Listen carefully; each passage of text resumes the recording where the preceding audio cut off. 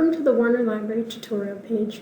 In this video, we will go over how to use the My Dashboard feature in Eagle Search as a way to organize your research.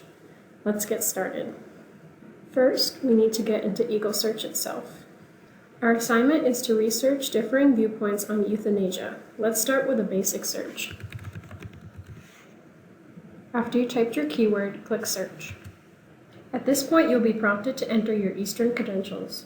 These would be the same as what you use to log into My Eastern or your campus email. Now that we're in the results page, we can look to the left side of the screen to find the My Dashboard Toolbar. Let's go over each of the icons listed here to see what they can do.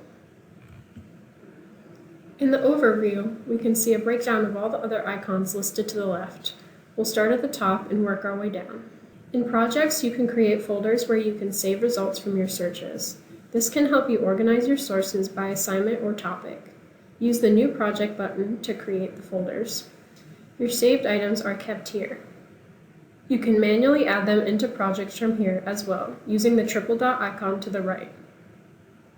Here is where you'll find any recently completed searches you've done. You can save them just like the individual items by clicking the bookmark icon here to the right.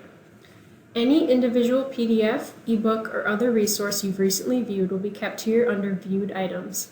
This will allow you to save it in case you forgot the first time you looked at it. And finally, Holds and Checkouts is where you'll find any ebooks that you've downloaded from Eagle Search.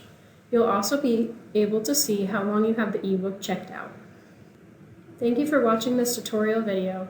To see more videos, check out our YouTube channel, and don't hesitate to contact the library staff for additional assistance.